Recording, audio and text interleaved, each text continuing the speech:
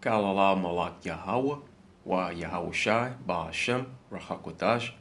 Double honors and blessings to the elders of GMS who rule well, and blessings and salutations to the brothers in the four winds of the earth, pushing his truth in all sincerity. With that being said, Shalom Israel, Barakatah. Unto the Akwath who listen, Barakatah as well. Today's lesson,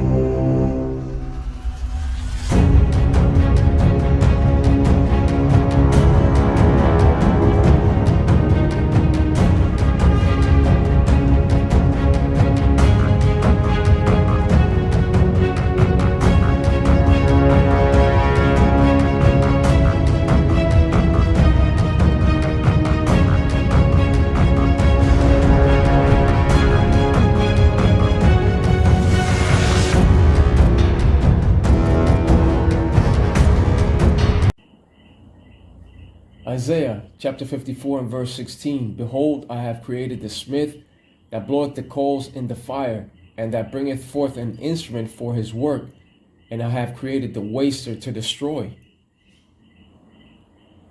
Created the smith.